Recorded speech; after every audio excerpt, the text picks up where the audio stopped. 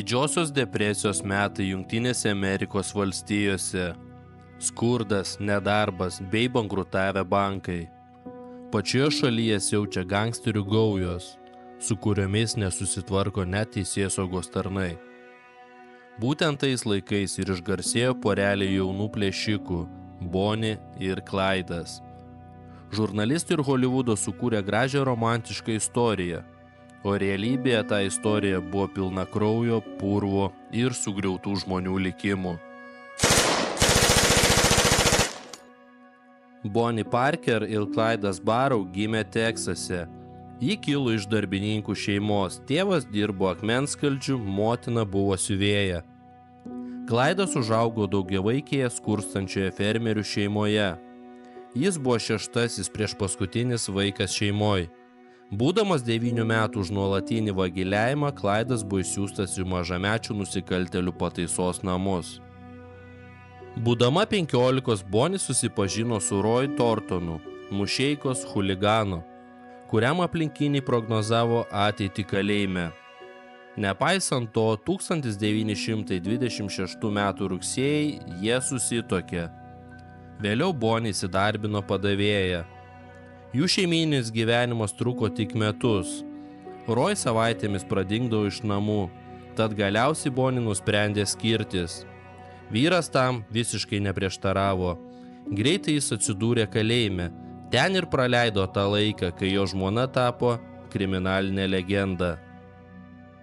Clydas, kuris buvo metais vyresnis už Bonnie, pirmą kartą kalėjime atsidūrė būdamas 16, kai laiku negrąžino išnuomoto automobilio. Jį greitai paleido. Jis ir toliau nuvarinėjo mašinas ir vogė smulkius daiktus. Kol galiausiai 1930 m. balandį Clydą, kuriam tik suėjo 21, išsiuntė į Easthamo kalėjimą. Jo sesuo Mary vėliau pasakojo, tikriausiai kalėjime jam nutiko kažkas siaubingo, nes jis nebebuvo toks, koks anksčiau.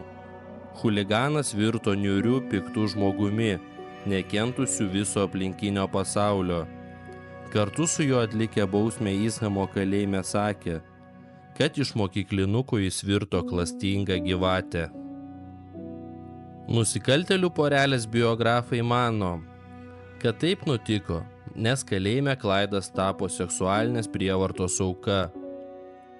Jis patiko vienam įkalintajam ir šis kelis kartus jį išprievartavo. Galiausiai Clydas jį nužudė. Kalinio žmogžudystę prisiėmė kitas asmuo, kuriam vienaip ar kitaip buvo sėdėti iki gyvos galvos. Šiaip ar taip, Clydas Barrow 1932 metais išleidžiamas į laisvę.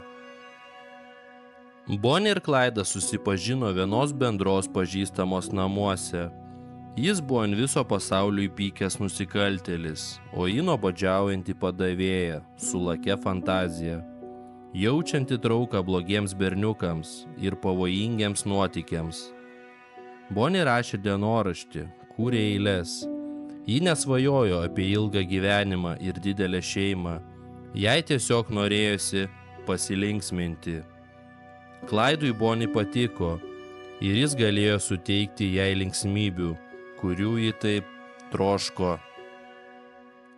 Clydas svajojo atkeršyti kalėjimui, kuriame jam teko patirti siaubingą pažeminimą. Kerštu turėjo tapti masinis pabėgimas, kurį jis ketino organizuoti. Kad surinktų tam pinigų, jaunieji gangsteriai ėmė plėšti mažas krautuvėlės. Balandžio 30 1932 eilinio parduotuvės plėšimo metu savininkas pabandė priešintis, už tai jį nužudė. Clydo tai visiškai neišgazdino, tik padrąsino. 32 metų rugpjūčio 5 dieną jis su vienu savo bičiuliu Raymondu Hamiltonu gurkšnojo mašinoje šalia Stringtowno baro. Kai pasirodė šerifas su padėjėju, banditai juos sušaudė, pareigūnams net nespėjus išsitraukti ginklų. Vienas sunkiai sužeidė, kitas mirė vietoj. Dar po 2 mėnesių Clydas nužudė mažos parduotuvės savininką. Žudiko laimikis buvo tik $28. Bonnie pareiškė Clyde'ui, kad visa tai žaidimai, reikia užsiimti rimtais reikalais. Tad banditai įsidrąsinę pradėjo puldinėti bankus. Clyde'o bendražygis Raimondas Hamiltonas įkliuvo policijai ir buvo nuteistas 60 metų kalėjimo. Nauju Clyde'o padėjėju tapo 16 metų William Daniel Jones, įsiprašęs į gaują. Vaikinas pasirodė esąs gabus mokinys. Jau kitą dieną nužudė automobilio savininką, kuris mėgino sutrukdyti nuvaryti automobilį. Misūrio valstijoje Džopline nusikaltėliai įsirengė štabą, kuris tapo svarbiausių gangsterių prieglobsčiu. 3 kambarių bute su garažu gyveno iš pradžių 3, paskui 5. Prisijungė iš kalėjimo išėjęs Clyde'o brolis Buckas su žmona Blanche. Teigia, kad Buckas atvažiavo pas brolį norėdamas jį kalbėti mesti nusikalstamą veiklą. Bet atvykęs nutarė, kad Clyde'as eina teisingu keliu. Banditai nepaisė jokių atsargumo priemonių. Begalinės triukšmingos linksmybės ėmė erzinti kaimynus. O kai kartą name pasigirdo šūvis, neapsikentę jie iškvietė policiją. Tuo metu JAV galiojo sausasis įstatymas, tad vietos policininkai nutarė, kad kalbama apie asmenis, kurie užsiima alkoholio kontrabandą. 1933 ankstyvą balandžio rytą policija atvažiavo prie nusikaltėlių namo. Gangsteriai neketino pasiduoti. Prie namo prasidėjo susišaudymas.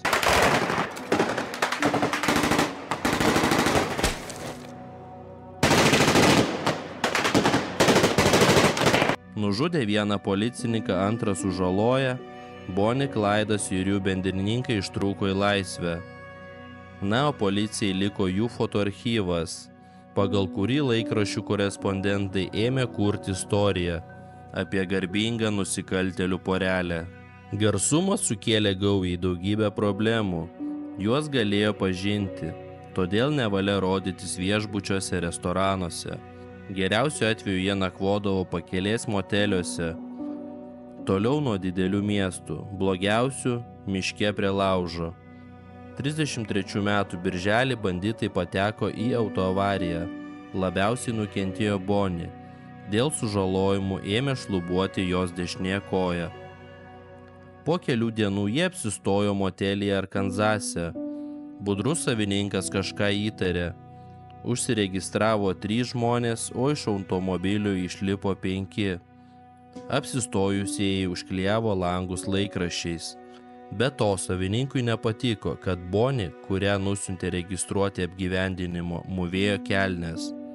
Tų laikų Arkanzase manyta, kad kelnes mūvinti moteris gali būti nusikaltėlė. Savininkas kreipėsi į policiją. Naktį teisėsaugininkai šturmavo motelį. Prasidėjo susišaudymas.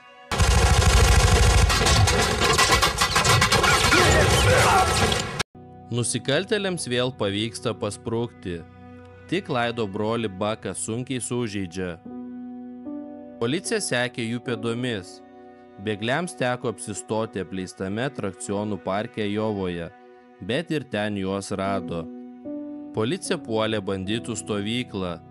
Pasprukti pavyko tik 3. Buckas Barrow su žmona įkliuvo policininkams.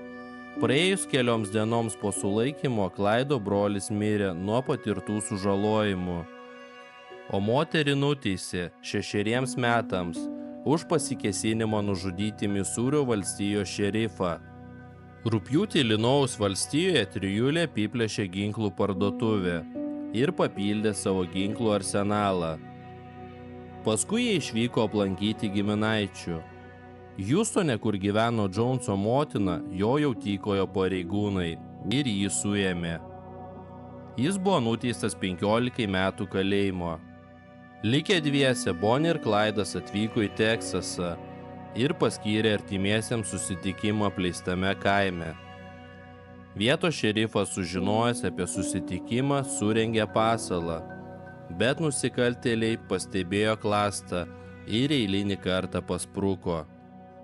Clyde'as nepamiršo savo tikslo ir 1934 m. sausį įgyvendino planą. Nusikaltėliai puolė Ishamo kalėjimą, sukėlė masinį kalinių pabėgimą, per kurį buvo nužudytas apsaugos pareigūnas. Tai buvo tartum iššūkis visai sistemai. Todėl ir federalinė valdžia, ir Teksaso valdžia skyrė geriausias pajėgas, kad sunaikintų šią porelę.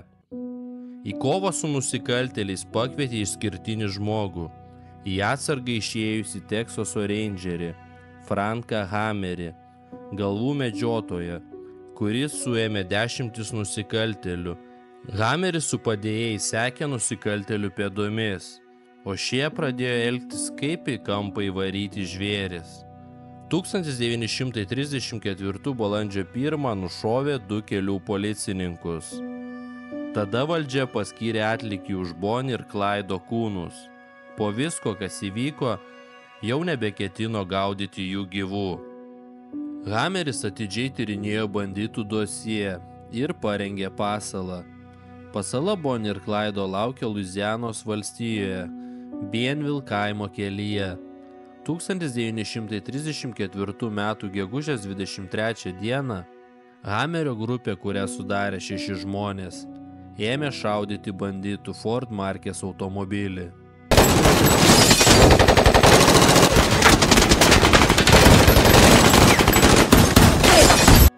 Į mašiną pataikė 167 kulkos, daugumai nusikaltėlius. Clydo kūne suskaičiavo daugiau nei 50 kulkų, Bonnie kūne apie 60. Už nusikaltėlių slapstymą buvo nuteisti 20 Bonnie ir Clyde draugų ir artimųjų. Net nepilnametei Clydo seseriai Mary skyrė simbolinę sulaikymo valandą. Istorikai daug metų svarsto, kodėl iš daugybės didžiosios depresijos epochos nusikaltėlių populiarumo sulaukė būtent Bonnie ir Clydas. Dauguma mano, kad įtakos turėjo artistiška Bonnie prigimtis, spauda ir puritoniški Amerikos papročiai tuometiniu laikotarpiu. Apie tai, kad už gražaus paveiksliuko buvo žmonių mirtis, kraujas ir purvas, publika nenorėjo galvoti. Nenori ir dabar. Ačiū, kad žiūrėjote. Prenumeruojam kanalą, jei dar to nepadarėm. Ir iki kitų video.